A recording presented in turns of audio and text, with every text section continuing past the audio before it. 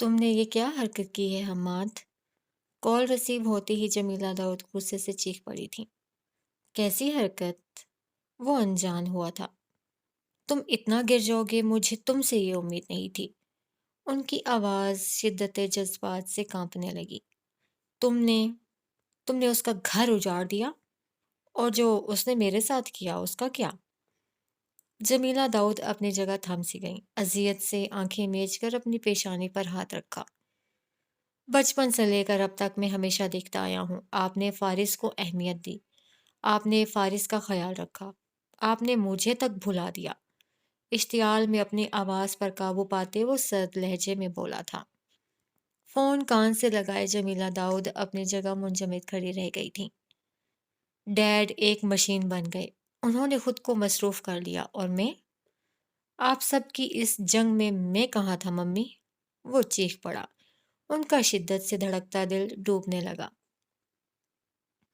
اس نے علیزے کے ساتھ افیئر چلایا، ہمارا رشتہ ختم ہو گیا، اور آپ پھر بھی اس کے ساتھ کھڑی رہیں، اس کی حمایت میں۔ آپ کے اپنے بیٹے کا معاملہ تھا، اور آپ؟ وہ بہت اذیت اور غصے سے کہہ رہا تھا۔ آپ کو اس دن اس بات کی کوئی پرواہ نہیں تھی کہ مجھ پر کیا بیتے گی۔ اس دن بھی آپ کو یہی فکر تھی کہ فارس کے ساتھ کیا ہوگا۔ آپ لوگوں نے مجھ سے اس کی حقیقت چھپائی، جھوٹ بولا۔ جب وہ سارا وقت ہی ہماری زندگیوں میں تھا تو آپ سب یہ کیوں کہتے رہے کہ وہ نہیں ہے؟ تم مجھے قصوروار ٹھہرا رہے ہو؟ ان کے لبوں میں جنبش ہوئی، وہ ضبط کیے چپ رہا۔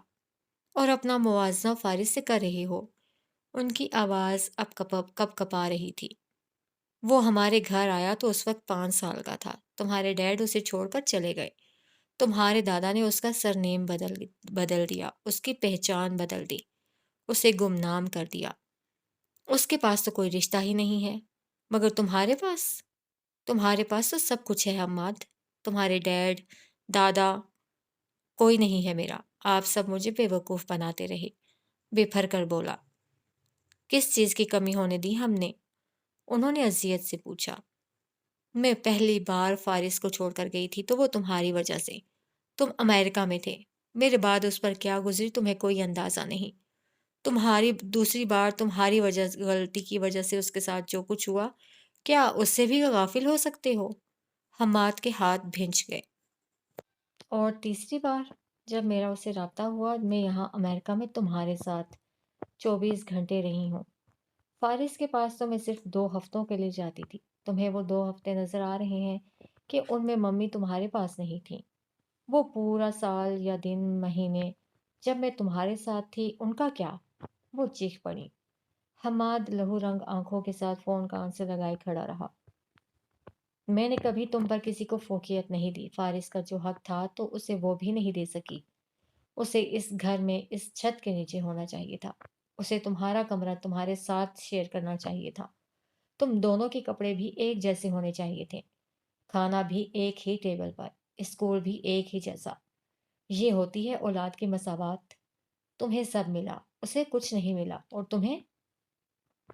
تمہیں ان کچھ چیزوں سے بھی مسئلہ ہے جو اسے مل گئی۔ حماد دم سادھے اپنی ماں کو سن رہا تھا۔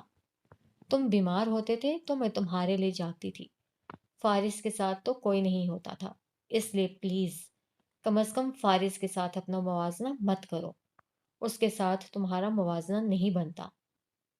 آپ ابھی بھی فارس کی سائڈ لے رہی ہیں؟ مجھے شک ہونے لگا ہے جیسے وہ آپ کی سگی اولاد۔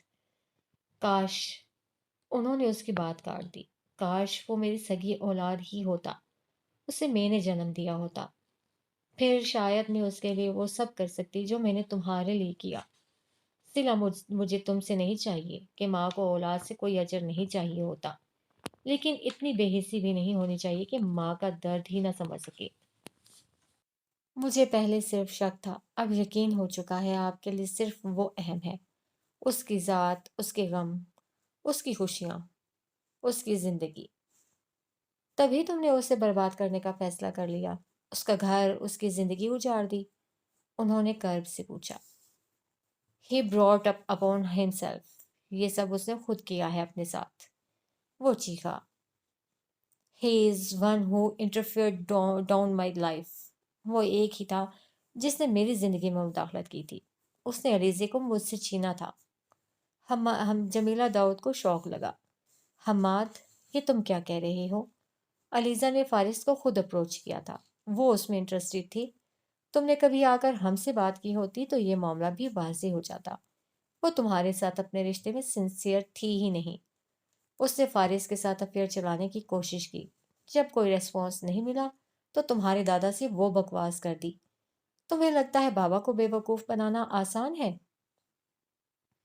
اگر اس بات میں ذرا سی صداقت ہوتی تو وہ دونوں آج ساتھ ہوتے۔ تمہارے دادا نے کم از کم علیزے کے راستے میں کوئی رکاوٹ نہیں ڈالی تھی، صرف تمہارا رشتہ ختم کیا تھا کیونکہ وہ ان کی نظروں سے گر چکی تھی۔ وہ لب بھینچے خاموش رہا۔ معافی مانگ لو اپنے دادا سے پلیز، سماعت واپس آ جاؤ۔ دادا نے دھمکی دی ہے، گھر سے نکالا ہے، ایسے تو پھر ایسے ہی صحیح۔ ایک غلطی کر چکے ہو، دوسری غلطی مت کرو، انہوں نے روتے ہوئے سمجھانا چاہا۔ میں نے کوئی غلطی نہیں کی، اپنا بدلہ لیا ہے اور شادی تو میں اسی سے کروں گا، چاہے آپ لوگ اعتراض کریں یا انکار۔ اس نے حتمی لہجے میں بات کر کے کال کاٹ دی تھی۔ جمیلہ داؤد اپنی جگہ کھڑی رہ گئی تھی۔ ہارون شیرازی دیوار گیر کھڑکیوں کے سامنے لندن کی بلند ترین عمارتوں پر نگاہیں جمائے کھڑا تھا۔ اندھیرے میں روشنیاں سی بکھرتی ہوئی نظر آ رہی تھیں۔ مکمل بیدار نائٹ لائف میں اسے اپنے آس پاس کہیں موت کا گمان ہو رہا تھا، دھماکے سے جیسے کچھ پھٹنے کو ہو، زندگی اجڑنے اور ذات کا تماشا بننے کو ہو۔ میں برباد کر دوں گا، میں سب کو برباد کر دوں گا۔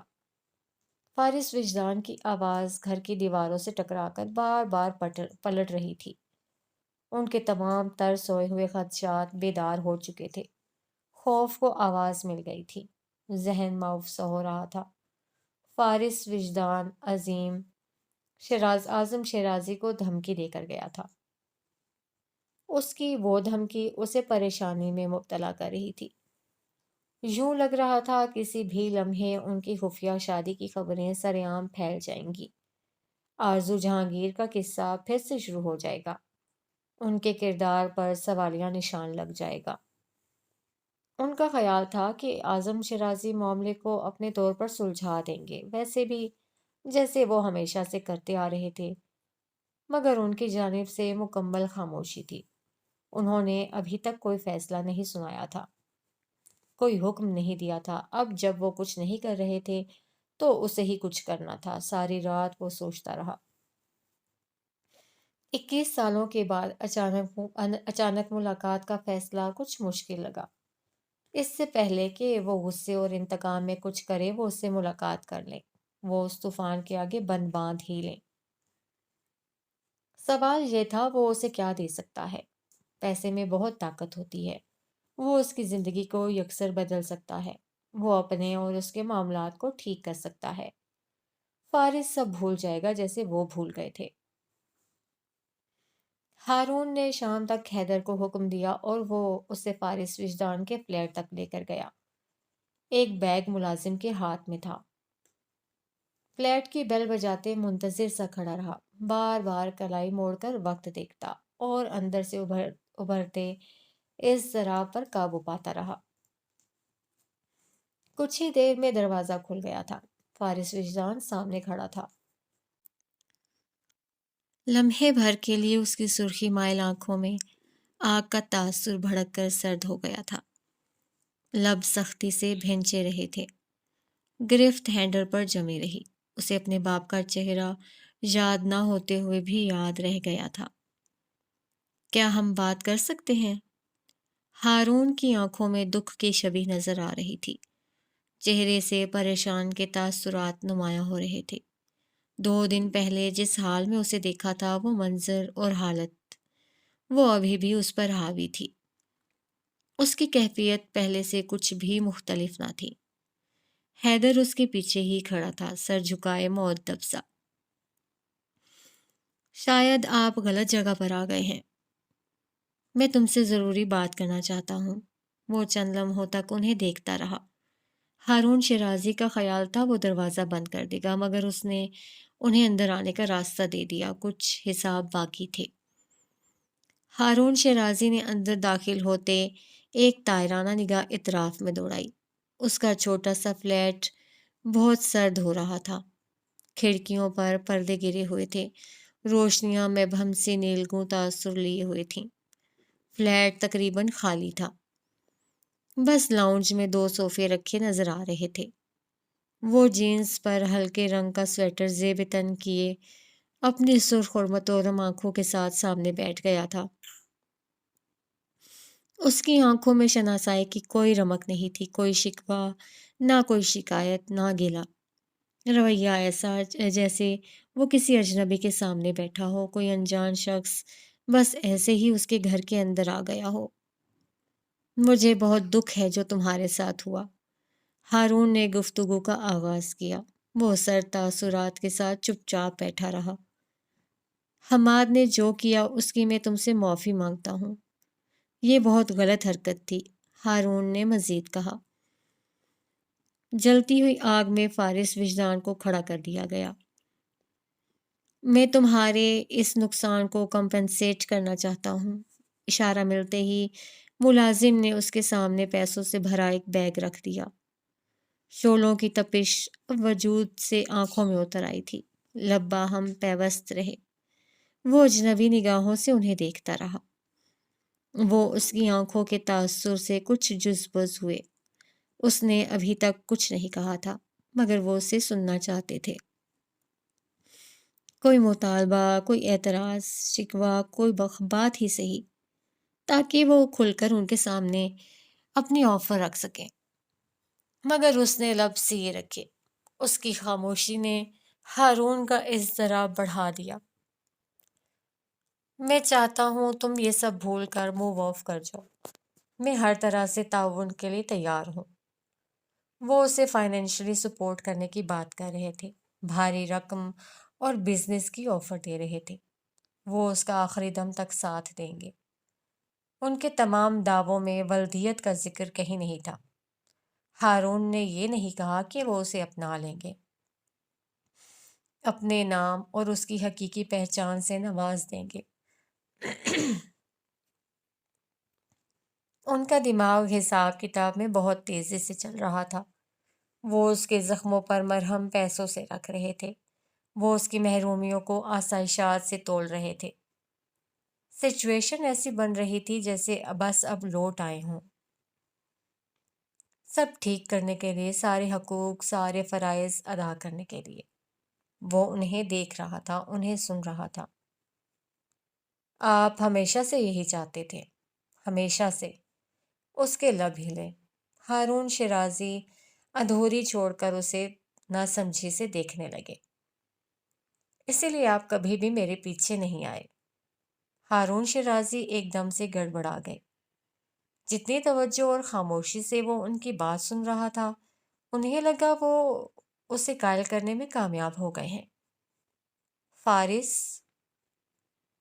اعظم شیرازی کا وعدہ صرف ایک بہانہ تھا۔ مجھے چھوڑنا آپ کا ذاتی فیصلہ، آپ کی اپنی خواہش تھی۔ ہارون شیرازی اپنی جگہ تھم گئے۔ ان کا پورا وجود جیسے کسی آہنی شکنجے میں جکڑا گیا ہو۔ جس گفتگو سے وہ بچنا چاہ رہے تھے وہ شروع ہو چکی تھی۔ جس معاملے کو وہ 21 سال پہلے دفن کر چکے تھے وہ پھر سے زندہ ہو رہا تھا۔ وہ یہاں اس لیے نہیں آئے تھے، اس بحث میں پڑھنے، ان سوالوں میں الجھنے نہیں آئے تھے۔ ان کا سر بے اختیار نفی میں ہلا۔ فارس، ایسا نہیں ہے، ایسا ہی ہے۔ اس کی کاٹ دار آواز سناٹے میں گونج کر رہ گئی۔ فارس، میں بہت مجبور تھا، تم اس وقت بہت چھوٹے تھے، تم شاید نہیں جانتے، لیکن تمہارے دادا نے… وہ شروع ہو گئے۔ فارس وجدان کی خاموش نگاہیں ہارون شیرازی کے چہرے پر ٹھہری رہ گئیں۔ وہ خود کو بری الذمہ کرتے ہوئے کسی معاہدے کا حوالہ دے رہے تھے۔ وہ اسے دادا کے فیصلوں سے آگاہی دے رہے تھے۔ وہ کتنے مجبور، بے بس اور لاچار تھے۔ انہیں نہ چھوڑتے ہوئے بھی اسے چھوڑنا پڑا تھا، اور وہ خاموش ویران آنکھوں سے اپنے باپ کو دیکھ رہا تھا۔ ہارون شیرازی کی تحریر بالکل صاف تھی۔ ان کے نامہ اعمال میں کسی ظلم کا حوالہ نہیں تھا، حقوق اور فرائض کی کوئی بات نہیں تھی۔ ذکر صرف ایک مجبوری کا تھا۔ وہ ہر الزام سے بری تھے، جو بھی ہوا تھا اعظم شیرازی سے ہوا تھا۔ وہ ان کے باپ تھے، وہ ان کی حکم عدولی نہ کر سکے۔ وہ اتنے کمزور تھے کہ اسٹینڈ نہ لے سکے۔ پتھر کے مجسمے میں ڈھلا ہوا فارس اپنے باپ کو دیکھ رہا تھا، وہ باپ جو 27 سالوں کے بعد اس سے ملاقات کر رہا تھا، وہ باپ جسے اپنی کسی غلطی کا ادراک نہ احساس، نہ کسی فیصلے پر دکھ تھا، نہ پشیمانی۔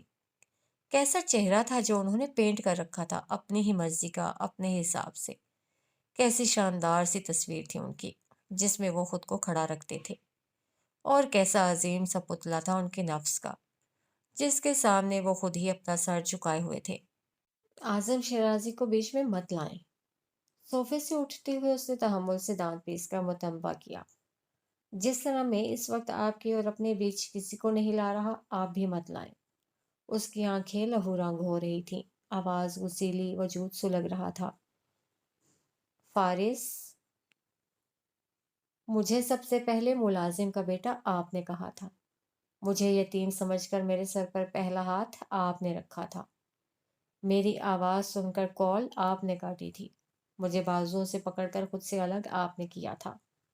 اس کی مضبوط آواز میں بے انتہا درد اور غصہ جھلک رہا تھا، کرب اور شدت نظر آ رہی تھی۔ وہاں کوئی اعظم شیرازی نہیں تھا، وہاں کوئی اعظم شیرازی کبھی نہیں تھا۔ وہ حلق کے بل چیخا۔ ہارون شیرازی کو اپنے اندر سب فنا ہوتا ہوا محسوس ہوا۔ فیصلہ آپ کے باپ نے کیا، آپ نے ایک باپ ہو کر کیسے مان لیا؟ اس نے درستی سے پوچھا۔ وہ لاجواب ہو گئے۔ اتنے سرد ماحول میں انہیں اپنی ہتھیلیاں بھیگتی ہوئی محسوس ہوئیں۔ ڈر تھا جائیداد سے آگ نہ کر دیں۔ محبت جائیداد سے تھی، جائیداد کے لیے مجبور ہوئے۔ جس آئینے میں وہ اپنا عکس دیکھتے تھے ٹوٹ کر چور ہوا، اس کے ٹکڑے روح کے اندر گہرائیوں تک اترتے گئے۔ کیا مجبوری میں اولاد کا قتل جائز ہے؟ اسے چھوڑنا، اسے بھولنا، اس کی ذمہ داری سے ہاتھ کھینچ لینا بھی؟ وہ پھنکارا۔ کیا کہہ رہے تھے آپ؟ بیٹے کی غلطی؟ اعظم شیرازی کا فیصلہ؟ میرے ساتھ ان 21 سالوں میں جو کچھ بھی ہوا اس کے ذمہ دار صرف آپ ہیں۔ مجھے ہر دکھ اور ہر غم کی وجہ آپ ہیں۔ میری بیٹی کی جان آپ کی وجہ سے گئی ہے۔ وہ گھٹیا لڑکی مجھے میرے منہ پر ناجائز کہہ کر گئی، آپ کی وجہ سے۔ اور آپ کو لگتا ہے آپ سے کبھی کوئی غلطی نہیں ہوئی ہے؟ اپنے ضمیر کے ٹوٹے ہوئے آئینے میں اپنا بکھرا ہوا عکس دیکھتے، اندر کی جنگ لڑتے، کٹتے، مرتے ہوئے وہ کس قدر کوشش سے اپنی جگہ سے اٹھ کھڑے ہوئے۔ ان کی سالہ سال سے بند آنکھیں کھل گئی تھیں۔ اور آج آپ کو میرا ایک نقصان نظر آیا اور اسے کمپنسیٹ کرنے چلے آئے، ان پیسوں سے؟ آنکھیں سلگ اٹھیں۔ آپ کو کیا لگا میں بھی آپ کے جیسا ہوں؟ پیسہ دیکھ کر اولاد کا غم بھول جاؤں گا؟ آپ کی غلطی، آپ کا ظلم بھول جاؤں گا؟ اس کے الفاظ چابک تھے، ان کا وجود لہو لہان ہو گیا۔ فارس بیٹے، وہ ایک دم سے بے اختیار ہو کر آگے بڑھے۔ میرا نام مت لیں۔ اس نے ضبط کر کے پیچھے ہٹتے ہوئے انہیں روکا، ہاتھ بڑھا کر ایک فاصلہ قائم رکھنے کی تاکید کی۔ اور مجھے پلیز بیٹا مت کہیں، یہ حق صرف میرے باپ کا تھا، اور میرا باپ مر چکا ہے۔ ان کا دل پھٹنے لگا۔ 21 سال پہلے مجھے آپ کی ضرورت اور چاہت تھی، پھر میں نے آپ کو مار دیا۔ میں نے 6.5 سال کی عمر میں اپنے اس دماغ میں آپ کو ایک نہر میں گرا کر مار دیا، پھر پہاڑ سے گرا کر مارا، پر ایکسیڈنٹ میں۔ ان کی سانسیں تھم گئی، آنکھوں میں ایک کرب سا جھلکنے لگا۔ پھر میں نے آپ کی قبر بنائی، دفن کیا، اور پھر سمجھ لیا میں یتیم ہوں، میرے ماں یا باپ نہیں ہیں۔ میں ہر رات یہی کرتا تھا، میں ہر رات آپ کو اور آرزو جہانگیر کو دفن کرتا تھا۔ ایسے آسانی رہتی تھی، بھولنے میں آسانی رہتی تھی۔ ان کی آنکھیں مکمل بھیگ گئیں، وہ کچھ بھی کہنے کے قابل نہ رہے۔ میں نے آپ کو اندر آنے دیا، سوچا سن لوں، اعظم شیرازی کا بیٹا آج مجھ سے کیا کہنے والا ہے۔ ہو سکتا ہے میری بیٹی کی تعزیت کے لیے آیا ہو سکتا ہے اسے اپنے ظلم کا احساس ہو گیا ہو اور معافی مانگنے آیا ہو۔ لیکن ہارون اعظم شرازی پیسوں سے بھرا ہوا ایک بیگ لایا ہے۔ اس نے اپنی آنکھوں میں نفرت لی، ہاتھ سے اشارہ کیا۔ اسے ڈر ہے میں چیخ چیخ کر پوری دنیا کو یہ نہ بتا دوں کہ میرا باپ کون ہے۔ اس کا چہرہ سرخ ہو رہا تھا، کم پٹی کی رگیں ابھری ہوئی تھیں۔ ہارون شرازی زمین کی تہوں میں اترتے چلے گئے۔ اگر آج آپ بھری دنیا میں اعلان بھی کریں کہ میں آپ کا بیٹا ہوں تو میں آپ سے لا تعلقی کا اظہار کروں گا۔ میں اپنی رگوں سے آپ کا خون نہیں نکال سکتا، لیکن میں اپنے نام کے ساتھ آپ کا نام نہیں لکھوں گا۔ اس نے میز سے پیسوں کا بیگ اٹھا کر ان کے قدموں میں پھینک دیا، کچھ نفرت اور حقارت سے۔ ہارون شیرازی نہیں جانتا، ایسی تربیت نہیں ہوئی میری کہ پیسوں کو دیکھ کر پاگل ہو جاؤں، اور ایسے چھوٹے غم بھی نہیں میرے کہ دنیا کی دولت ان کا مداوع کر سکے۔ بس وہ آخری بار، وہ آخری جملہ اور ضرب تھی، اور ان کا خود ساختہ بت پاش پاش ہو گیا۔ اب آپ جا سکتے ہیں۔ اس نے دروازہ کھول کر انہیں جانے کا راستہ دکھایا۔ وہ کچھ دیر تک یوں ہی کھڑے رہے، قدم اٹھائے تو بھاری محسوس ہوئے۔ نگاہیں بھٹک کر دوبارہ اس کے چہرے تک گئیں، وہ چہرہ جس میں ہمیشہ انہیں آرزو جہانگیر کی جھلک نظر آتی تھی، وہ آنکھیں جو اس کے دھوکے کی یاد دلاتی تھیں، وہ تاریک اور ویران آنکھیں، وہ کسی آرزو جہانگیر کی نہیں تھیں۔ وہ چہرہ بھی اس کا نہیں تھا۔ وہ دروازے تک آئے اور رک گئے، گردن موڑ کر اسے دیکھا۔ وہ بھی انہیں ہی دیکھ رہا تھا، جیسے دشمن کسی حریف، کسی ظالم کو دیکھا جاتا ہے۔ وہ اس کی آنکھوں سے جھلکتے شدید طوفان، نفرتوں کے طوفان میں گم ہونے لگے۔ 21 سال، کسی نے ہر رات انہیں مارا اور وہ دن کے اجالے میں پھر سے زندہ ہوئے۔ 21 سالوں تک کوئی ان کی مسلسل قبر بناتا رہا اور وہ دفن ہو کر باہر نکلتے رہے۔ وہ جسے ڈھال ہونا چاہیے وہ تلوار بن گیا، جسے وار سہنا چاہیے وہ مقابل ہو گیا۔ وہ فلیٹ سے باہر نکلے اور دروازہ زور سے بند ہو گیا۔ وہ راہداری میں بیگ ہاتھ میں لیے اپنے ملازم کے ہمراہ کھڑے تھے، آنکھیں بھیگی ہوئی تھیں، سر جھکا ہوا تھا۔ جس اعتماد کے ساتھ وہ آئے تھے وہ ریزہ ریزہ ہو چکا تھا۔ جس استحقاق سے خسارہ پورا کرنا چاہتے تھے وہ استحقاق مٹی ہوا تھا، اور اندر فارس وجدان دروازے کے ساتھ پشت ٹکائے ٹھنڈے فرش پر اپنا سر ہاتھ میں دبائے بیٹھا رہ گیا تھا۔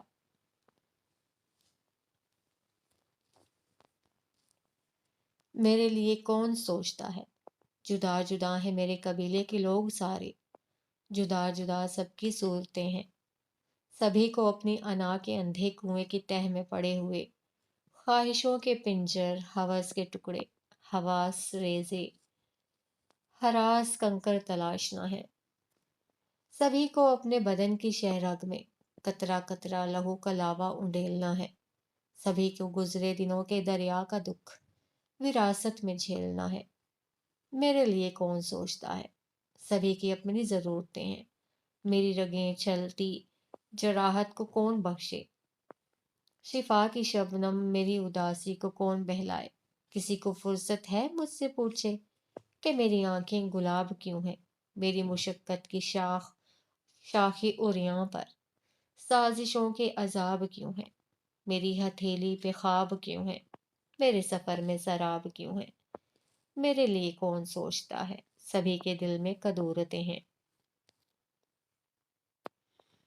کروٹوں پر کروٹیں بدلتے وہ کچھ بے چینی اور بے قراری کے عالم میں اٹھ کر بیٹھ گیا تھا۔ اس کے کمرے کی کھڑکیاں کھلی ہوئی تھیں، پھر بھی دم گھٹتا ہوا محسوس ہو رہا تھا۔ سلیپنگ پلز سے کوئی افاقہ نہیں ہوا تھا، بے آرامی وجود کا حصہ رہی تھی۔ وہ سر تھامے کتنی ہی دیر تک بیٹھا رہا۔ ایک عجیب سی منجمد کرتی ہوئی روٹین اب زندگی کا خاصہ ہو چکی تھی۔ نہ اسے اپنی ذات سے کوئی سروکار رہا تھا، نہ زندگی کی کوئی فکر تھی۔ وہ پاکستان لوٹ آیا تھا، اپنا رابطہ اور تعلق ہر کسی سے ختم کرنے کے باوجود اسے اپنا وجود مختلف ڈوریوں سے جڑا ہوا، لپٹا ہوا، بھٹکتا ہوا محسوس ہوتا تھا۔ سکون ختم ہو چکا تھا، بے قراری انگ انگ میں گھر کر چکی تھی۔ صدمے پر صبر آ گیا تھا، مگر تکلیف پھر بھی محسوس ہوتی تھی۔ وہ صبح سے شام تک کوٹ کی جیبوں میں ہاتھ ڈالے، مارگلا کی پہاڑیوں پر بے مقصد ٹہلتے، کسی بینچ پر مجسمے میں ڈھل کر وقت گزار دیتا۔ گھر آتا تو دم گھٹتا اور چیخنے کا دل چاہتا۔ سناٹے سے وحشت ہوتی۔ ابھی بھی اس کی کیفیت ایسی ہی تھی۔ آہٹ کا احساس ہوا تو چونک کر اٹھ بیٹھا۔ اس کا فلیٹ تیسری منزل پر تھا، مکمل طور پر محفوظ، کہ دروازہ بھی لاکڈ رہتا تھا۔ اٹھ کر باہر آ گیا۔ سامنے ہی گیلری میں سایہ سا لہرایا۔ اس نے ہاتھ بڑھا کر ڈنڈا اٹھا لیا، دیوار کے ساتھ لگ کر کھڑا ہو گیا۔ ڈور سلائڈ ہوتے ہی کسی نے اندر سر ڈالا۔ وہ گھما کر مارنے ہی لگا تھا کہ پورے چاند کی روشنی میں گھنگریالے بال نمایاں ہوئے، پھر اینک، پھر چہرہ۔ کوئی ایک کام تو تم نارمل انسانوں جیسا کر لیا کرو۔ راہم آفاق پر نظر پڑتے ہی اسے تپ چڑھی۔ جو بھاری ڈنڈا ہاتھ میں تھا اسے بڑے صبر کے ساتھ نیچے کیا، ورنہ دل یہی چاہ رہا تھا کہ وہ اسے جڑ دے۔ دروازہ بند تھا یار، میں اندر کیسے آتا؟ معصومیت کی انتہا۔ لنگڑا کر چلتا صوفے پر ڈہ گیا، جھٹ سے جوتا اتارا۔ ریلنگ پھلانگتے وقت پاؤں کہیں پھنس گیا تھا اور نتیجتاً بہت سخت چوٹ آئی تھی۔ ڈور بیل ڈیکوریشن کے لیے نہیں لگائی گئی؟ فارس اس کے سر پر کھڑا تھا۔ اوہ، مجھے بالکل پتہ نہیں تھا۔ جرابیں اتار کر زخم کا معائنہ کرتے سر اٹھایا۔ نیم تاریکی میں وہ سیاہ جینس پر سفید رنگ کی شرٹ زیب تن کیے کھڑا تھا۔ آنکھوں کی ہلکے نمایاں تھے، رنگت بھی زرد۔ چہرے پر کوئی تاثر نہیں تھا، ویرانی، خاموشی اور سناٹا، اندر بھی اور باہر بھی۔ اس کے چھوٹے سے فلیٹ میں زندگی بس اس کے دل تک محدود تھی، جو دھڑک رہا تھا، ورنہ وجود تو ایک زندہ لاش جیسا تھا۔ اپنے زخم کو چھوڑ چھاڑ کر اٹھ کھڑا ہوا۔ تم پاکستان آ گئے اور مجھ سے رابطہ نہیں کیا؟ میں نے ضروری نہیں سمجھا۔ مڑ کر کچن میں چلا گیا۔ کیبنٹ سے فرسٹ ایڈ باکس نکال کر اس کے سامنے میز پر رکھ دیا۔ راہم ہنوز اپنی جگہ کھڑا رہا۔ تم نے ضروری نہیں سمجھا؟ اس کا لہجہ چپتا ہوا تھا۔ زخم صاف کر لو، انفیکشن نہ ہو جائے۔ اس کی بات ختم ہونے سے پہلے ہی اسے گھونسا پڑا تھا۔ وہ میز پر لڑک کر نیچے جا گرا۔ ہونٹ کا کونا پھٹ گیا، خون کی دھار بہہ نکلی۔ بہت کھجلی ہو رہی تھی اس ہاتھ میں۔ اپنے ہاتھ کو جنبش دیتے اس نے کہا، گریبان سے دبوچ کر دیوار کے ساتھ لگا دیا۔ اس نے راہم کو اس سے پہلے اس قدر شدید غصے میں نہیں دیکھا تھا۔ 5 مہینے ہو گئے ہیں مجھے تمہیں ڈھونڈتے ہوئے، اور تم نے ضروری نہیں سمجھا؟ آنکھوں میں قہر لیے اس کی گرفت سخت پڑی تھی۔ وہ سر جھکائے چپ رہا۔ وہ اس کا گریبان چھوڑ کر بھگتا جھکتا سیدھا کمرے میں گیا، لائٹس آن کر کے اس کا سامان مشتعل ہو کر الٹ پلٹ کرتا ہوا۔ کچھ ڈاکیومنٹس تھے، بس کے ٹکٹس اور ہینڈ گن۔ وہ اسے اٹھائے باہر آیا۔ پنڈی کیوں جا رہے ہو تم؟ اور یہ گن کس لیے ہے؟ اس کی آنکھوں میں خون اترا ہوا تھا۔ حالات بدل چکے تھے، وقت گزر چکا تھا، مگر راہم آفاق کے سامنے وہ وہی ٹین ایجر فارس ہو جاتا تھا، جسے کچھ جواب اور وضاحتوں کی ہمت نہیں پڑتی تھی، بس خاموشی اور صرف خاموشی۔ کچھ پوچھ رہا ہوں تم سے۔ وہ پھٹ پڑا۔ وہ دم سادے چپ رہا۔ اس لیے کہ اس گھٹیا لڑکی نے تمہارے بھائی سے شادی کر لی تو تم نے اپنی زندگی برباد کرنے کا فیصلہ کر لیا؟ یہ نہیں سوچ رہے کہ اچھا ہوا وہ ناگن تمہاری زندگی سے نکل گئی؟ فارس کی مٹھیاں سختی سے بھینچ گئیں۔ اس کی سرخی مائل آنکھوں میں قہر کی نمی بڑھتی گئی۔ کیا پلان ہے تمہارا؟ اب کیا کرنا چاہتے ہو تم؟ خاموشی چھائی رہی۔ یہ بتاؤ مجھے، یہ سب میرا وہم اور شک ہے، تم ایسے کچھ نہیں کر رہے؟ اسے گریبان سے دبوچ کر جھنجھوڑ ڈالا۔ یہ گن میری پروٹیکشن کے لیے ہے اور راولپنڈی میں جاب کے لیے جا رہا ہوں۔ اس نے سختی سے اپنا گریبان چھڑا لیا تھا، ضبط سے چہرہ سرخ ہو رہا تھا، آنکھوں کی نمی بڑھ چکی تھی۔ راہم لب بھینچے اسے دیکھتا رہا۔ انداز سے واضح تھا اسے فارس کی کسی بات پر یقین نہیں آیا تھا۔ یہ ٹھیک نہیں ہے جو تم سوچ رہے ہو یا جو کرنا چاہ رہے ہو فارس، یہ ٹھیک نہیں ہے۔ وہ تحمل سے چند لمحوں تک راہم کو دیکھتا رہا، پھر اسے لاؤنج ٹیبل کی دراز سے کچھ کاغذات نکال کر اس کے سامنے رکھے۔ اپوائنٹمنٹ لیٹر اسے پنڈی سے موصول ہوا تھا، جس کمپنی کی طرف سے اس کمپنی کا نام بھی لکھا تھا۔ اس کی لائسنس شدہ گن پچھلے ماہ سے اس کے پاس تھی۔ یہ وقت کافی تھا کسی بھی انسان پر حملہ کرنے، کسی کی جان نکالنے کے لیے بھی۔ شاید تم نہیں جانتے، تمہارے صاحب کا پوتا اپنی بیوی کے ساتھ لندن میں ہے۔ راہم کے اندر کے تمام خوف اور خدشات جھاگ کی طرح بیٹھ گئے۔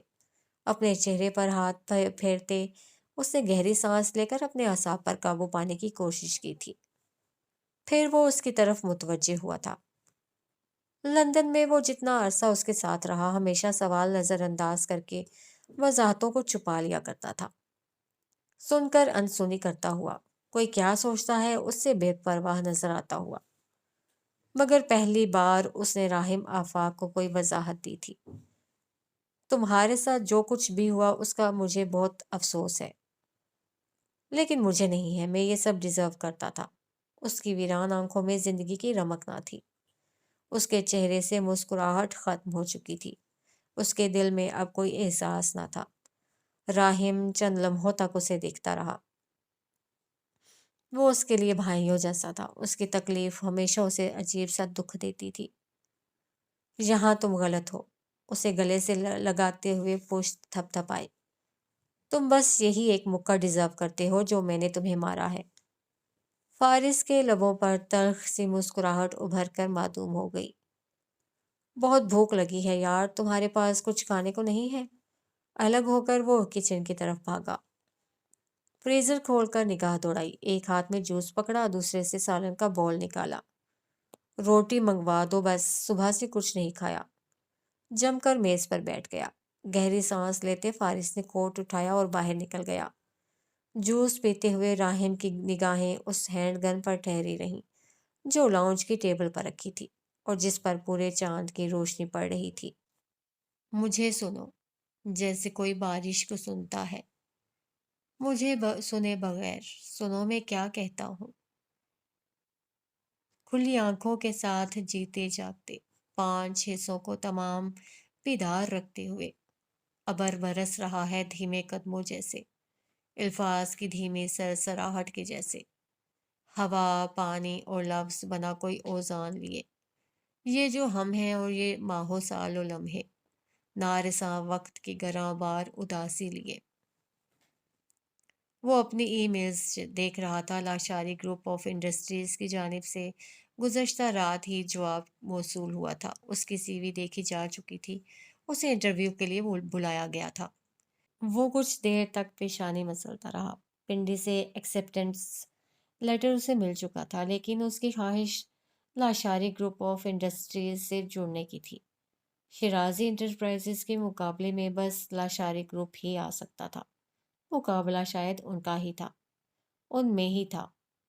اعظم شیرازی بزنس میں مات دینے کی بھرپور صلاحیت رکھتے تھے۔ حیدر تمہیں ڈھونڈ رہا ہے۔ اس کے برابر میں صوفے پر دھم سے بیٹھتے ہوئے راہم نے ہیڈ فونز ہٹا کر کہا، تمہاری ممی بھی 6 مہینے ہو گئے ہیں، تم نے کوئی رابطہ نہیں کیا، سب تمہارے لیے بہت پریشان ہیں۔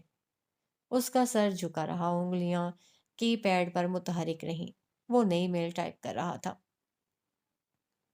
ٹھیک ہے، جو ہوا سو ہوا، لیکن اس طرح رابطہ ختم کرنے سے کیا ہوگا؟ وہ بتا نہیں سکا، اس خاندان سے دوری میں ہی اس کی بھلائی تھی۔ راہم ٹہلتے، چاکلیٹس کھاتے، لیپ ٹاپ پر کوئی کام کرتے، مسلسل اسے دیکھتا رہا۔ اٹھ کر اس کے پاس پنجوں کے بل بیٹھ گیا، گردن آگے کر کے اسے دیکھا، مشکوک ہو کر۔ کیا چل رہا ہے تمہارے دماغ میں؟ فارس نے اس کی پیشانی ٹھوک کر پیچھے کیا۔ آؤچ! وہ سر پکڑ کر رہا۔ کیا ہے یار، اپنے کام سے مطلب رکھو۔ اتنے عرصے بعد اس نے باقاعدہ طور پر کوئی بات کی تھی۔ دیکھو، اگر تم قتل کی پلاننگ کر رہے ہو تو تمہیں مجھ سے بات کرنی چاہیے۔ لیپ ٹاپ بند کر کے ایک طرف رکھ دیا۔ تم سے کیوں بات کرنی چاہیے؟ راہم کی آنکھیں پھیل گئیں۔ I knew it! تم واقعی میں کچھ کرنے والے ہو۔ اسے کندھے سے تھام کر جھنجھوڑ ڈالا۔ ہوش میں آؤ فارس، ایک بار پھر سن لو، ایک انسان کا قتل پوری انسانیت کا قتل، وہ چیخا، بات وہ کر رہا ہے جو بچوں کو اغوا کرتا ہے۔ وہ ایک نیکی کا کام تھا، جتا کر کہا گیا۔ فارس تعصب سے سر ہلاتا رخ موڑ کر کچھ اور لکھنے لگا۔ اس نے گھوم کر اور صوفے کے پیچھے کھڑے ہو کر باقاعدہ اس کا لیٹر پڑھا۔ لاشاری گروپ آف انڈسٹریز، کیا کرنا چاہتے ہو؟ ویسے اس کا مالک مجھے بھی کچھ خاص پسند نہیں۔ کیوں نہ ہم مل کر لاشاری گروپ آف انڈسٹریز کا بیڑا غرق کر دیں؟ کیا تم مجھے کام کرنے دو گے؟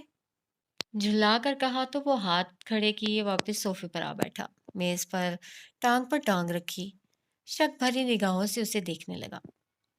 میں فی الحال صرف جاب تلاش کر رہا ہوں، اس نے ضبط کر کے وضاحت دی۔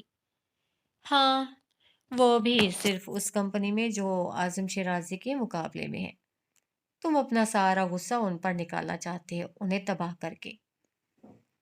فارس لب بھینچے اسے دیکھتا رہا۔ وہ ہمیشہ اس کے دماغ تک، اس کی سوچ تک پہنچ جاتا تھا، آج بھی پہنچ گیا تھا۔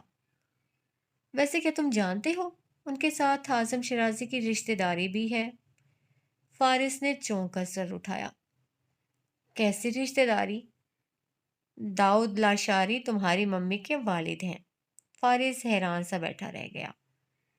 وہ گہری مسکراہٹ کے ساتھ اٹھ کر چلا گیا۔ اگلے دن صبح سویرے جاگنگ سے واپسی پر ماتھے سے پسینہ صاف کرتے اس کے پاس آیا۔ فارس سیاہ 3 پیس سوٹ میں ملبوس اپنے جاب انٹرویو کے لیے مکمل تیار نظر آ رہا تھا۔ بیسٹ آف لک، کندھا تھپ تھپا کر صوفے پر جا بیٹھا، ٹی وی آن کر لیا، چپس کا پیکٹ بھی کھول لیا۔ تم یہاں سے کب تک جانے والے ہو؟ چپس کھاتے ہوئے اس کا منہ رک گیا، گردن موڑ کر فارس کو دیکھا۔ تاثرات ایک دم سے خطرناک ہو گئے۔ شرم نہیں آتی اپنے بڑے بھائی سے ایسا سوال کرتے ہوئے؟ غصے سے بھڑک کر بولا۔ بھول گئے وہ وقت جب میں نے تمہیں بیگونیا ہاؤس میں پورے 4 سالوں تک برداشت کیا تھا؟ اس برداشت کے پیسے بھی تم نے بہت لیے ہیں، میں فری میں یہاں کیوں رکھوں؟ وہ سرد لہجے میں بولا، آنکھوں میں شک تھا، کہیں اسے دوبارہ نہ بھیجا گیا ہو۔ ٹھیک ہے، کرایہ لے لینا مجھ سے۔ الجھا کر اپنے مطلب کی بات تک لانا راہم آفاق کے داہنے ہاتھ کا کھیل تھا۔ فارس وجدان کا پارا چڑھ گیا۔ تمہارا اپنا کوئی گھر نہیں ہے جو تم یہاں رہو گے؟ میں آج کل بہت غریب ہو چکا ہوں، کھانے کے لیے بھی پیسے نہیں ہیں۔ مسکین سی شکل بناتے اپنے ٹریک سوٹ کی خالی جیبیں بھی دکھائیں۔ غریب کے پاس گاڑی ہے، موبائل ہے، لیپ ٹاپ ہے، برانڈڈ کپڑے ہیں، بس گھر نہیں ہے۔ فارس نے دانت پیسے۔ نظر کیوں لگاتے ہو؟ ماشاء اللہ بولو، اللہ مجھے اور رزق دے۔ فارس ضبط کر کے باہر نکل گیا۔ اس کا انٹرویو لیا گیا، سی وی دیکھی گئی، تجربے اور صلاحیتوں سے متاثر ہو کر ہائر کر لیا گیا۔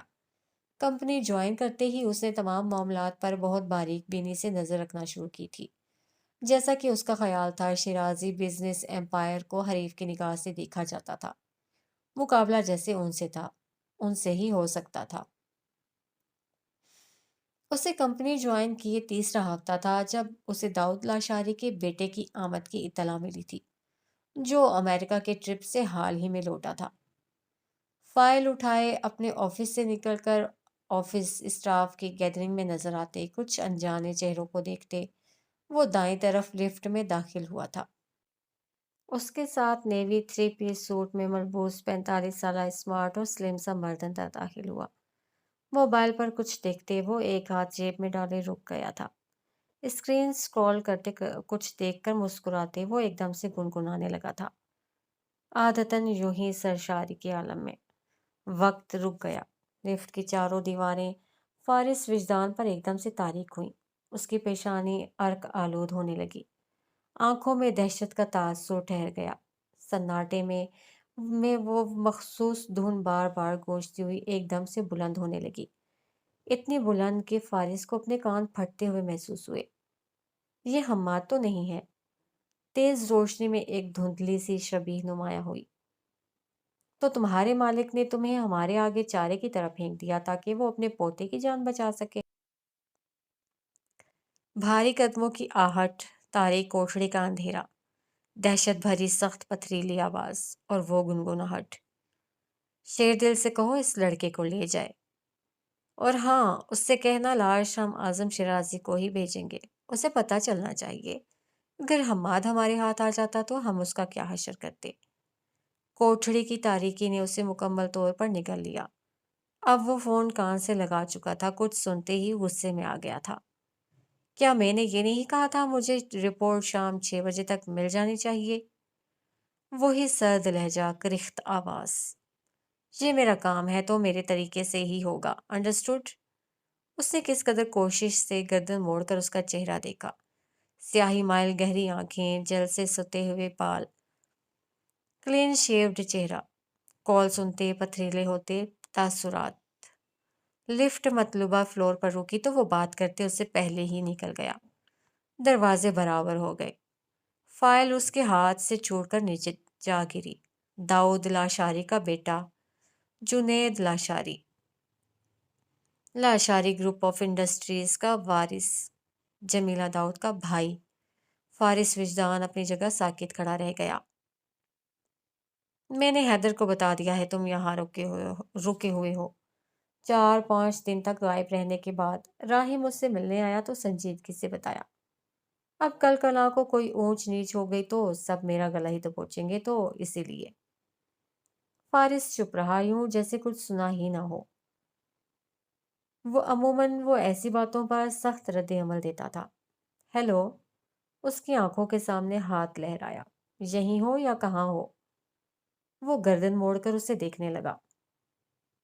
آنکھیں سرخ ہو رہی تھیں، ہلکے بھی نمایاں تھے جیسے وہ راتوں تک سویا نہ ہو۔ تم ٹھیک ہو؟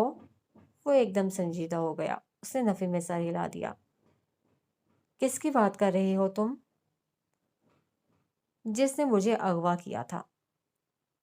راہیم کو شوق لگا۔ کیا سچ میں؟ کیسے؟ تم تو کہتے تھے تمہیں کچھ یاد نہیں ہے۔ فارس نے گہری سانس لے کر اپنا سر ہتھیلیوں پر گرا لیا۔ اس کی حالت ابتر تھی، وہ اسی ٹراما سے گزرتا ہوا نظر آ رہا تھا۔ وہ داؤد لاشاری کا بیٹا ہے، ممی کا بھائی۔ راہیم آفاق اپنی جگہ حیران اور ششدر بیٹھا رہ گیا۔ سماعت پر جیسے یقین نہیں آیا۔ تم نے اسے کیسے پہچانا؟ صدمے سے نکل کر پوچھا۔ آواز سے، گنگناہٹ سے۔ وہ دھن کبھی میرے ذہن سے نہیں نکلی۔ راہیم نے حیران ہو کر اسے دیکھا۔ ہو سکتا ہے تمہیں غلط فہمی ہوئی ہو۔ نہیں، میں اس کی آواز نہیں بھول سکتا، مجھے سب یاد ہے۔ اس کا رنگ اڑا ہوا تھا، سانسیں بھاری چل رہی تھیں۔ Are you sure? اس نے سر کو اس بات پہ جنبش دی۔ اگر میں نے اسے پہچان لیا ہے تو ہو سکتا ہے نام کی وجہ سے وہ بھی مجھے پہچان لے۔ تمہاری اس کے ساتھ ملاقات ہوئی ہے؟ ابھی تک نہیں۔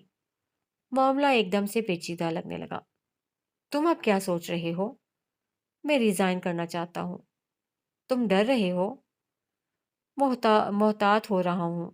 راہیم خاموش ہو گیا، بات ختم ہو گئی۔ اگلے دن وہ پھر ایک بار اس کے سامنے تھا۔ میرے خیال سے ہمیں اعظم صاحب سے بات کرنی چاہیے۔ وہ چائے کا مگ ہاتھ میں لیے گیلری میں کھڑا تھا۔ یہ میرا مسئلہ ہے، اسے سلجھاؤں گا بھی میں ہی۔ بے وقوفی کی باتیں مت کرو۔ وہ ان کی بہو کا بھائی ہے، اتنا قریبی اور اہم رشتہ ہے، تمہیں لگتا ہے وہ تمہاری بات پر یقین کر لیں گے؟ راہیم کچھ کہہ نہ سکا۔ اور ممی، وہ کیا سوچیں گی؟ اس وقت جس طرح کے حالات چل رہے ہیں، سب کی نظر میں ولن تو میں ہی ہوں۔ فارس کا لہجہ سرد ہو گیا تھا۔ تمہیں ثبوت چاہیے؟ ہاں، شاید تبھی کوئی یقین کر سکے۔ تمہارے ارادے کیا ہیں؟ راہیم اب کے سینے پر بازو باندھے کھڑا ہو گیا۔ اس نے گردن موڑ کر اسے دیکھا۔ مدد کرو گے میری؟ اگر پلان شیئر کرو گے تو۔ اس نے گہری سانس لی۔ یہ آسان نہیں ہے، لیکن میں اس پر نظر رکھنا چاہتا ہوں۔ ڈن ہو گیا، پھر یہ مجھ پر چھوڑ دو۔ کندھا تھپ تھپا کر چلا گیا۔ اس نے اپنی نوکری سے اسی دن ریزائن دے دیا۔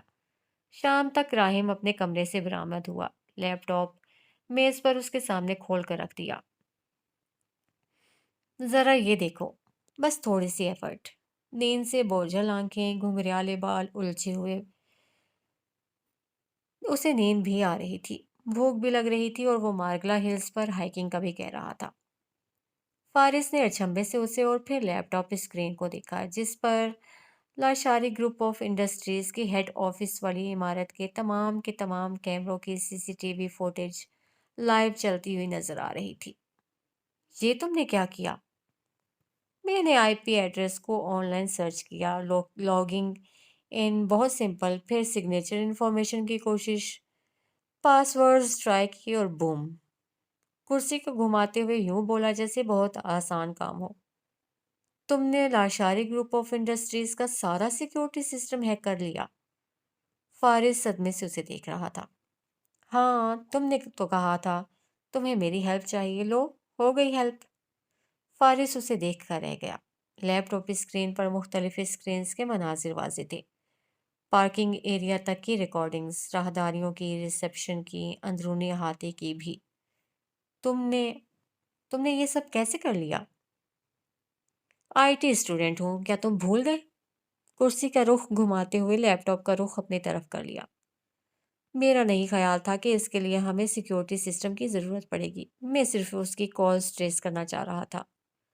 اسی کے لیے ہی تو یہ سب کیا ہے، تم اس کے دماغ تک پہنچنا چاہتے ہو، جب کہ میں اس کے آفس، اس کے فون تک۔ پھر ہمیں یہ بھی دیکھنا ہے وہ کن لوگوں سے ملتا ہے، کن سائٹس کو وزٹ کرتا ہے۔ وہ اب محتاط اور بہت پروفیشنل گفتگو کر رہا تھا، قدرے سنجیدہ بھی لگ رہا تھا۔ اس میں خطرہ بھی ہوگا۔ یہ والے کام مجھ پر چھوڑ دو، اس نے مطمئن ہو کر کہا۔ تم کیا کرو گے؟ دیکھتے جاؤ بس۔ وہ اپنی جیکٹ اٹھاتا وہاں سے چلا گیا۔ اس رات رہائشی عمارت کے نیچے اعظم شرازی کی گاڑی آ کھڑی ہوئی۔ حیدر اوپر آ گیا تھا۔ وہ اس کے فلیٹ کا دروازہ بجا رہا تھا، اس نے دروازہ نہیں کھولا، اس سے کالز بھی ریسیو نہیں کی اور میسج بھی نہیں دیکھے۔ موبائل آف کیے اپنے کمرے میں بند ہو گیا۔ اعظم صاحب تم سے ملنا چاہتے ہیں۔ جاگنگ سے واپس آ رہا تھا، حیدر نے اسے راستے میں آ لیا۔ میں کسی سے نہیں ملنا چاہتا، بار بار مجھے ڈسٹرب کرنا بند کر دو، سخت لہجے میں کہہ کر وہ چلا گیا۔ اس کے بعد بھی دوبارہ ان کی گاڑیوں سے نظر آئی مگر وہ ان سے ملنے، ان کی بات سننے نہیں گیا تھا۔ راہم آفاق نے اپنا کام مکمل کر لیا تھا۔ بگ ڈیوائس وہ اس کے آفس میں لگا چکا تھا، سی سی ٹی وی کیمرے مکمل اس کے کنٹرول میں تھے، موبائل کالز تک ٹریس ہو سکتی تھیں، اس کی گاڑی پر بھی ٹریکر موجود تھا۔ اب وہ جنید لاشاری کی کالز بھی سن سکتا تھا، میسیجز بھی دیکھ سکتا تھا۔ اس نے ان 3 دنوں میں یہ سب کام اس قدر محنت اور ہوشیاری سے کیا تھا کہ کسی کو بھنک تک نہیں پڑی تھی۔ اندازہ نہیں تھا تم اس کام میں اتنے پروفیشنل ہو۔ وہ متاثر ہوئے بغیر نہ رہ سکا۔ دیکھ لو، اس نے فخر سے کالر سیدھے کیے۔ خواہ مخواہ میں ہلکا لیتے رہتے ہو، میرے جیسے دوست اور بھائی قسمت والوں کو ملتے ہیں۔ فارس کی کھوجتی نگاہیں اس کے چہرے پر جمی رہیں۔ کون ہو تم؟ اس نے سنجیدگی کے عالم میں بہت اچانک سے پوچھا۔ یہ کیسا سوال ہے؟ راہم نے اچنبے سے فارس کو دیکھا۔ Black hat hacker, white hat hacker. وہ میز پر کوہنیاں جما کر آگے ہوا۔ کول۔ راہم ہنستے ہوئے سیدھا ہو بیٹھا۔ یا پھر ریڈ ہیٹ ہیکر، رک کر کہا۔ یہ تم میرے بالوں کی وجہ سے کہہ رہے ہو؟ راہم نے ہنسی میں بات اڑاتے اس کی توجہ اپنے سیاہ بالوں کی طرف دلائی جس میں سرخی مائل شیڈ نظر آتا تھا۔ یہ میرے سوال کا جواب نہیں ہے۔ فارس کی نگاہیں اس کے چہرے پر جمی رہیں، وہ جیسے اسے پڑھنے کی کوشش کر رہا تھا۔ میں تو بس ایک راہم ہوں، صرف ایک راہم، بازو پھیلا کر کہا۔ اب سمجھ میں آ رہا ہے، اعظم شرازی نے تمہیں 17 سال کی عمر میں ہی کیوں ہائر کر لیا۔ کیا سمجھ آ رہا ہے؟ اس نے پلیٹ سے بادام اٹھا لیے۔ یقیناً تم شرازی انٹرپرائزز کا کوئی سسٹم ہیک کرتے پکڑے گئے تھے۔ میں کبھی پکڑا نہیں جاتا، پورے اعتماد سے نفی کی۔ مگر حیدر تمہیں گردن سے پکڑ کر لایا تھا، یہ اس نے کہا۔ وہ روبوٹ تو کچھ بھی کہتا رہتا ہے، اس کی باتوں کو سیریس مت لیا کرو، اعتماد سے گویا ہوا۔ تو تو یہ کہ میرا سر نہ کھاؤ اور اپنے دشمنوں کی جاسوسی کرو۔ عادتاً اس کی پیشانی ٹھونک کر چاکلیٹ سے ریپر اتارتے ہوئے اٹھ کر چلا گیا۔ اگلے چند دنوں میں جنید لاشاری کی کالز سنتے، میسیجز پڑھتے، اس کی ایک ایک حرکت پر نظر رکھتے فارس وجدان پر انکشاف ہوا۔ اس کا فوکس اعظم شیرازی کے اور کہیں نہیں تھا۔ بظاہر ان کے ساتھ رشتہ داری کا لحاظ برتتا ہوا، مگر اندر ہی اندر ان کی کمزوریوں کا متلاشی، انہیں نقصان کے منصوبے بناتا ہوا، مطلوبہ ڈیلز ہتھیانے کی کوشش کرتا ہوا۔ سالوں کی دشمنی تھی جو در پردہ چلتی آ رہی تھی۔ کاروباری مفاد مقدم رکھ کر جو رشتہ بنایا گیا تھا، وہی راستہ بہت سے فائدوں میں آڑے دے رہا تھا۔ اپنے ہر خسارے کا ذمہ دار وہ اعظم شیرازی کو ہی سمجھتا رہا تھا۔ کچھ قانونی جنگیں بھی تھیں، کچھ اراضی کا مسئلہ تھا۔ جیت ہر جگہ اعظم شیرازی کی ہی ہوتی تھی۔ نہ اس کا سر جھکتا تھا، نہ وہ ٹوٹتے تھے اور نہ ہی انہیں گرایا جا سکتا تھا۔ جنید لاشاری کے تمام احکامات ان کے متعلق تھے، آنے جانے کا وقت، روٹین، کاروباری معاملات، ڈیل۔ وہ ایک ایک چیز کی خبر رکھتا تھا، ایک ایک بات کی رپورٹ لیتا تھا۔ اس کی بات جمیلہ داؤد سے بھی ہوئی تھی، ہارون شیرازی سے بھی۔ حماد پاکستان کب تک آنے والا ہے، یہ سوال وہ کئی بار تینوں سے پوچھ چکا تھا۔ کئی غیر قانونی کاموں میں بھی ملوث تھا۔ اس کے آدمی ایک طرح سے مجرم ہی تھے جن سے وہ ہر طرح کا کام کروا سکتا تھا۔ اسے جنید لاشاری پر نظر رکھتے تیسرا ہفتہ تھا جب ایک فون کال نے اس کے اندر سناٹے پھیلا دیے۔ بات حماد کی ہو رہی تھی، وہ پاکستان آ چکا تھا، تاہم وہ اپنے گھر نہیں گیا تھا۔ جنید لاشاری جانتا تھا اس وقت وہ کہاں اور کس کے ساتھ تھا۔ چالاک اور ہوشیار انسان تھا۔ جان گیا اس وقت حماد کے اپنی فیملی کے ساتھ کچھ اختلافات چل رہے ہیں۔ اس نے اپنی مرضی سے شادی کر لی تھی۔ اس کی بیوی منظر عام پر نہیں آئی تھی۔ ان کی شادی کو ابھی تک پبلک نہیں کیا گیا تھا۔ فارس کی رگوں میں خون دوڑنے لگا۔ تیار رہنا، میں کسی بھی وقت حکم دے سکتا ہوں۔ اس نے سن ہو کر ہیڈ فونز ہٹاتے وہ کتنی دیر تک اپنی جگہ بیٹھا رہا۔ منصوبہ واضح تھا، مبہم، مختصر لفظوں میں ہونے والی بات اتنی مشکل بھی نہ تھی کہ اس کی سمجھ میں نہ آتی۔ 16 سال پہلے وہ جال حماد کے لیے ہی بچھایا گیا تھا اور 16 سال بعد ایک بار پھر وہی جال بچھایا جا رہا تھا۔ وہ سانپ جسے اعظم شیرازی دشمنوں میں ڈھونڈتے رہے، وہ سانپ ان کے بے حد قریب، ان کے قریبی رشتے میں موجود تھا، جس کی موت کی خواہش تھی اور جس کی ذات سے وہ انتقام لینا چاہتا تھا۔ اس کی باری آ رہی تھی، اس کے قتل کے منصوبے بن رہے تھے۔ دشمن کو ہرانا ہو تو پہلے اس کی طاقت ختم کرنی چاہیے۔ گاڑی میں ہونے والی وہ گفتگو اس نے واضح سنی تھی۔ یہ الفاظ جنید لاشاری کے تھے۔ اس کے دشمن کی طاقت اس کا بیٹا اور پوتا ہی تھا، اس کے وارث جن کے لیے بزنس امپائر کھڑا کیا گیا تھا۔ حماد شیرازی، ہارون شیرازی۔ نیم تاریکی میں فارس اپنی جگہ بیٹھا انہیں دیکھ رہا تھا، انہیں سوچ رہا تھا۔ موبائل سامنے ہی پڑا تھا، اس نے ابھی تک کسی کو کال نہیں کی تھی۔ بدلہ، انتقام، غصہ اور اشتعال، آگ ہنوز جل رہی تھی۔ حماد شیرازی، جمیلہ داؤد کا بیٹا۔ اس نے ذہن سے ہر ایک منفی جذبے کو جھٹک کر اسے ایک نئی پہچان دی، اپنے ذاتی اختلاف بھلا کر صرف جمیلہ داؤد کا سوچا۔ حماد ان کا بیٹا تھا، صرف ان کا بیٹا۔ اس رات جب اسے اعظم شیرازی کی گاڑی نظر آئی تو وہ رک گیا۔ شیشہ نیچے ہوا تو وہ کھڑکی میں کوہنیاں جماتے ہوئے بس چند لمحوں کے لیے رکا۔ اس نے اعظم شیرازی کی طرف نہیں دیکھا، مگر وہ اسے ہی دیکھ رہے تھے۔ ہلکی ہلکی بارش سے اس کے بال بھیگے ہوئے تھے، چہرے پر وہ تازگی نہیں تھی جو نظر آیا کرتی تھی۔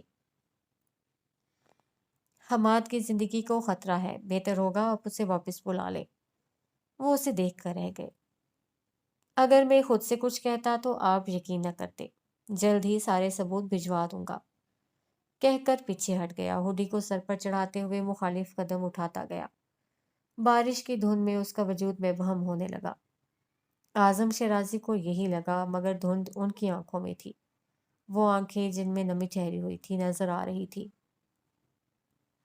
اس رات وہ سو نہیں سکا۔ وہ بار بار messages, phone calls, bugging device سے ملنے والی سگنلز کا منتظر رہا اور اگلا دن بھی اسی میں لگا رہا۔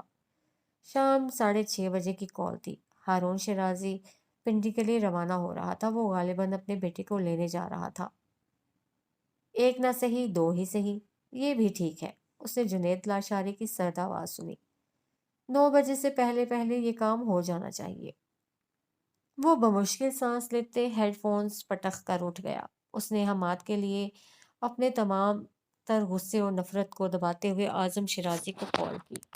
ان کا موبائل بند جا رہا تھا۔ جمیلہ داؤد کو جو فون نہیں اٹھا رہی تھی، پھر راہم سے رابطہ کیا۔ ہارون شیرازی سے بات کرنا چاہیے، میسیجز کیے، کالز جاتی رہیں مگر کسی نے جواب نہیں دیا۔ غالباً اس وقت ان کے پاس جو نمبر تھا وہ اس کے پاس نہیں تھا۔ وہ کچھ بے قراری سے اپنے کمرے میں ٹہل رہا تھا۔ دل اندیشوں میں کھڑا تھا۔ دھڑکن تیز تھی جیسے کچھ برا ہونے والا ہو۔ ایئرنگز اتارتے ہوئے ادینہ زبیر صدمے سے گنگ اور ساکت کھڑی رہ گئی۔ لمحے بھر کے لیے سماعت پر یقین نہ آیا، اور جب یقین آیا تو زمین گھومتی ہوئی محسوس ہوئی۔ تم مجھے ابارشن کا کہہ رہے ہو؟ اسے یہی لگا تھا۔ حماد شیرازی نے مڑ کر کچھ تحیر سے اسے دیکھا۔ اس کے شوق بھرے تاثرات اسے عجیب لگے۔ ہاں، یہ کوئی مشکل کام تو نہیں ہے، تم ایسا پہلے بھی تو کر چکی ہو۔ ادینہ کے چہرے پر سایہ سا لہرا گیا۔ ایکچولی میں تم سے کچھ دنوں میں بات کرنے ہی والا تھا۔ اس نے کف لنکس لگانے کے بعد کوٹ پہنا، پرفیوم چھڑکا اور پھر دراز سے کچھ پیپرز نکال کر اس کے سامنے رکھ دیے۔ طلاق کے پیپرز۔ ادینہ اپنی جگہ پتھر ہو گئی۔ ہمیں اپنے راز سے اب جدا کر لینے چاہیے۔ وہ اب اپنے بیگ میں ضرورت کی اشیاء رکھ رہا تھا۔ تم یہ فیصلہ کیسے کر سکتی ہو؟ ہم نے تو ساتھ میں زندگی گزارنے کا وعدہ کیا تھا۔ نکاح کرتے وقت سبھی یہ وعدہ کرتے ہیں۔ ہنس کر اس کی بات مذاق میں اڑائی۔ تم تم مجھ سے محبت کرتے تھے حماد؟ اس سے یاد دلانا چاہا۔ تم بھی تو فارغ سے محبت کرتی تھی۔ وہ سن ہوئی۔ وی آر ایون ناؤ، اب ہم برابر ہیں۔ ادینہ زبیر کی بے یقین آنکھیں حماد شیرازی پر ٹھہر گئیں۔ تم یہ کیا کر رہے ہو؟ وہ رو دینے کو تھی۔ میں اپنے لیے بہتری کا فیصلہ کر رہا ہوں ادینہ ڈیئر۔ اعظم شیرازی نے اکاؤنٹ فریز کر دیا، گھر سے نکال دیا تھا۔ جائیداد کاروبار سے اس کا ہر حصہ ختم ہو چکا تھا۔ اسے اندازہ نہیں تھا ادینہ زبیر کے ساتھ اس کی شادی اتنی مہنگی پڑ سکتی ہے۔ بدلہ یا انتقام وہی تھا جو پورا ہو چکا تھا۔ اب اسے اس کی ذات میں کوئی دلچسپی نہیں رہی تھی۔ وہ صدمے میں کھڑی تھی۔ کیا کیا خواب تھے جو اسے نہیں دیکھے تھے۔ شیرازی خاندان کے وارث سے، حماد سے شادی کر کے، اور اب اپنے راستے الگ کرنے کی بات کر رہا تھا۔ میں صرف اتنا جانتا ہوں، سب کچھ چھوڑ کر دادا کے پاس جاؤں گا تو وہ مجھے معاف کر دیں گے۔ اور میں؟ تم کیا؟ تم نے مجھ سے شادی کی، زبردستی نہیں کی۔ میں نے تمہارے لیے فارس کو چھوڑا، اپنی مرضی سے چھوڑا۔ کیا میں نے فورس کیا تھا؟ سوال کرتے تلخی سے مسکرایا، اور ادینہ کے اندر غصے کی آگ بھڑک اٹھی۔ تم میرے ساتھ ایسا نہیں کر سکتے۔ میں نے تمہارے لیے کیا کیا نہیں کیا۔ بازو سے اس کا رخ موڑ کر چیخی۔ آواز نیچی رکھو ادینہ۔ اس کا ہاتھ جھٹک کر غصے سے گرایا۔ میں فارس نہیں ہوں کہ تمہارا ایسا لہجہ برداشت کر سکوں۔ وہ اپنی جگہ تھم گئی تھی۔ اسے کچھ غصے سے پرے ہٹاتے اس نے اپنے بازو کی شکن درست کی۔ آنکھوں میں آنسو بھرتے اس کے قریب ہوئی۔ حماد پلیز ایسے نہیں کرو، میں نے تمہارے لیے کیا کیا نہیں کیا، اور میں نے بھی تو تمہیں پیسوں میں نہلا دیا ہے۔ وہ جواب نہیں دے سکی۔ پلیز ایسے نہیں کرو، میں نے تمہارے لیے… اوہ کم آن ادینہ، یہ کیا تمہارے لیے لگا رکھی ہے تم نے؟ اکتا کر بازو پیچھے کیے۔ You do nothing for me, جو کیا اپنے لیے کیا، میں نے تو صرف ایک آفر کی تھی۔ محبت کا دعویٰ جھوٹا تھا۔ اس کے لب ہلے۔ محبت؟ تم اتنی خوبصورت ہو، تمہیں پانے کی خواہش تھی، اب ظاہر ہے۔ ساری عمر تو اس طرح بے گھر ہو کر نہیں گزاری جا سکتی۔ مجھے اپنے گھر واپس جانا ہے۔ And actually I coming to realize کہ تمہارے ساتھ شادی کا فیصلہ غلط تھا۔ انسان کی صرف شکل و صورت میٹر نہیں کرتی، اور بھی بہت کچھ دیکھنا پڑتا ہے۔ ادینہ کی زبیر کے اپنے الفاظ تمانچے کی طرح اس کے منہ پر آ لگے۔ وہ بولنے کے قابل بھی نہ رہی۔ خوابوں کا محل چکنا چور ہو گیا۔ جو کسی کے ساتھ کر چکی تھی ویسا اس کے ساتھ ہو گیا۔ اب وہ بچہ رکھنا چاہتی تھی تو مقابل ابارشن کا کہہ رہا تھا۔ اب وہ گھر بسانا چاہتی تھی تو مقابل طلاق کی بات کر رہا تھا۔ تم میرے خلوص کا یہ صلہ دے رہے ہو؟ آواز صدمے سے پھٹ گئی تھی۔ خلوص؟ انوسینٹ مت بنو ڈیئر، میں جانتا ہوں تم کس نیچر کی ہو۔ کل تمہیں کوئی اور پسند آ جائے گا تو تم اس کے پاس چلی جاؤ گی۔ That's what you always do. اس نے پیسوں سے بھرا ہوا لفافہ بیگ سے نکال کر میز پر اچھال دیا۔ ادینہ زبیر کے ساتھ اس کا قصہ یہی ختم ہو رہا تھا۔ 1 ہفتے کا ٹائم ہے، تب تک یہ فلیٹ خالی کر دینا یا پھر خود ہی پیمنٹ دے دینا۔ ایک ہاتھ سے بیگ اٹھاتے دوسرے ہاتھ سے فون کان سے لگائے وہ اسی وقت باہر نکل گیا۔ جی ڈیڈ، میں بس نیچے پہنچ رہا ہوں۔ وہ اجرت میں سیڑھیاں اترتا جا رہا تھا اور اس کے قدموں کی دھپ دھپ ادینہ زبیر کے دل پر پڑ رہی تھی۔ اس کے خواب ٹوٹے مسلے جا رہے تھے، اس کی دنیا تباہ ہو رہی تھی۔ وہ ساکت، ویران اور متوحش سی اپنے کمرے میں کھڑی رہ گئی تھی۔ وہ فکر مندی کے عالم میں ٹہل رہا تھا جب ڈور بیل بجی۔ دروازہ کھول کر دیکھا تو راہم تھا۔ وہ اس کے ساتھ ہی باہر نکل گیا۔ اس نے بہت اچانک اپنے آدمیوں کو حکم دے دیا۔ وہ صرف موقع کی تلاش میں تھا۔ راہم نے گاڑی ڈرائیو کرتے ہوئے اس کی بات سنی۔ میں نے حیدر سے بات کر لی ہے، اعظم شرازی میٹنگ میں ہے، لیکن وہ سب کچھ دیکھ لے گا۔ یہ نمبر ٹرائی کرو۔ اس نے ہارون شرازی کا دوسرا نمبر دیا۔ ہارون شرازی اکیلے نہیں ہیں، ان کے ساتھ گارڈز بھی ہیں۔ وہ حماد کو لینے ہی گئے ہیں۔ ڈونٹ وری، وہ کہہ رہا تھا۔ فارس کے ذہن میں جمیلہ داؤد کا چہرہ ایک بار پھر لہرایا۔ اس نے گہری سانس لے کر خیال جھٹک دیا۔ اب وہ نئے نمبر پر کال کر رہا تھا۔ ہارون شرازی نے اس کی کال ریسیو کر لی تھی۔ ہیلو؟ اس نے آواز سنی، لب بھیج کر ایک لمحے کا توقف لیا۔ آپ اس وقت کہاں ہیں؟ وہ فارس کی آواز سنتے ہی چونک گئے۔ آنکھوں میں دکھ بھرے اضطراب کی لہر آ گئی۔ اس آخری ملاقات کے بعد کتنا ڈھونڈا تھا انہوں نے اسے، مگر وہ انہیں نہیں ملا تھا۔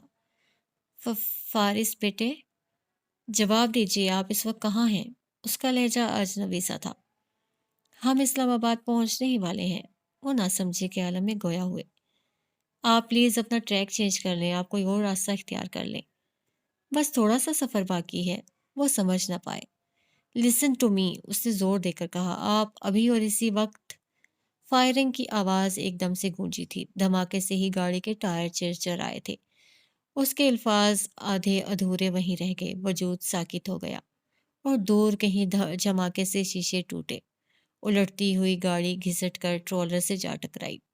تڑ تڑ تڑ گولیوں کی آواز، شور اور پھر پھیلتا ہوا وحشتناک موت بھرا سناٹا۔ فارس وجدان کے ہاتھ سے فون چھوٹ کر نیچے جا گرا۔ منظر بدل رہے تھے، آوازیں بدل رہی تھیں، جگہ بدل رہی تھی۔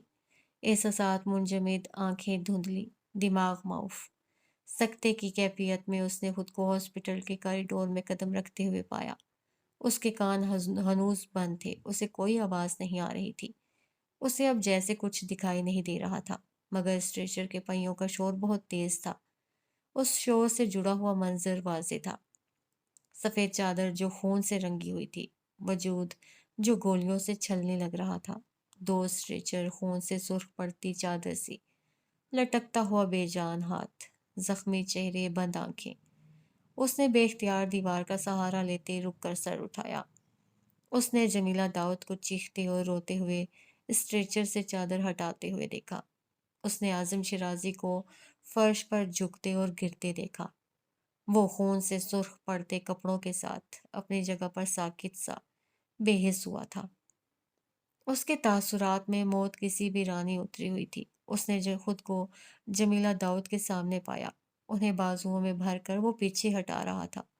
وہ چیختے ہوئے اپنا آپ چھڑا رہی تھی۔ وہ اپنے مضبوط بازوؤں کے حصار میں لے چکا تھا۔ وہ اس کے سینے میں منہ چھپائے رو رہی تھیں۔ وہ بے قابو ہو کر بار بار اپنے شوہر اور بیٹے کی طرف لپک رہی تھیں۔ وہ منظر دھندلا پڑنے لگا، اس کی سکت اور ہمت ختم ہونے لگی۔ حماد، حماد، وہ اسے آوازیں دے رہی تھیں۔ راہم قدرے فاصلے پر ہی رک گیا تھا۔ اگلی صبح تک کار کریش کی خبر شہ سرخیوں میں دکھا دی گئی تھی، حالانکہ وہ موت کا کھیل فائرنگ سے شروع ہوا تھا۔ उसने जुनैद लाशारी को हारून और हमाद शिराजी के जनाजे पर शिरकत करते देखा। अपनी बहन के गम में निढाल उन्हें गले लगाकर उनके बेटे के लिए रोते देखा था। वो आजम शिराजी के सामने भी रुका था। वो शख्स उसके सामने ही खड़ा था। कई साल पहले उसने उसकी जान लेने की कोशिश की थी और कई साल बाद उसने अपनी बहन का घर उजाड़ दिया था। क्या पैसा दौलत में इतनी ताकत है कि उसके लिए कीमती जिंदगियों से खेला जाए? वो उस शख्स की आंखों में जीत और फतह का रंग देख सकता था। उसने अपने तौर पर आजम शिराजी की नस्ल खत्म कर दी थी। उसने अपने हरीफ को अकेला, तन्हा, लाचार, बेबस कर दिया था। बहन नीम पागल थी। अब जो कुछ भी था सिर्फ उसका था। कंट्रोल भी, हुकूमत भी। जिस दुश्मनी को दबाने के लिए और जिस कारोबार को फरोग देने के लिए ये शादी हुई थी, तो वो मकसद बिलाखिर पूरा हो ही गया था। ये घर, बंगले, जायदाद और शिराजी एंटरप्राइजेस, ये सब कुछ अब उनके कब्जे में जाने वाला था। वो उस शख्स की शातिर निगाहों को देख सकता था। 3 दिन की ताज़ियत और फिर घर में खामोश एक सन्नाटा छा गया। गम और सोगवार से फिजा हर तरफ फैली रही। कमरे सुनसान, मुलाजमों की सरगोशियां मादूम, रोशनियों में सफ़ेद टाइल्स, सफ़ेद कफन जैसे लगने लगी। उस रात वो वहीं था। वो आज़म शिराज़ी के साथ उनके कमरे में उनका ख़्याल रखने के लिए रुकना चाह रहा था। जहाँ सब मुलाजिम जुनैद लाशारी के हुक्म पर कमरा छोड़कर चले गए थे, वो वहाँ खड़ा रह गया था। सुना नहीं मैंने क्या कहा? जुनैद लाशारी ने एकदम से तल्ख होकर हुक्म दिया। उसकी खतरनाक हद तक सुर्ख पड़ती आंखों में गैज़ो गज़ब का समंदर ठाठे मार रहा था। मुठियां सख्ती से भींचकर अपने गुस्से पर काबू पा लिया। एक गेम उसने खेला था, तो एक चाल उसे भी चलनी थी। मुझे इन्हें अकेला छोड़ने की इजाजत नहीं है। वो बोला तो आवाज बेहद गरिख्त थी। कौन हो तुम?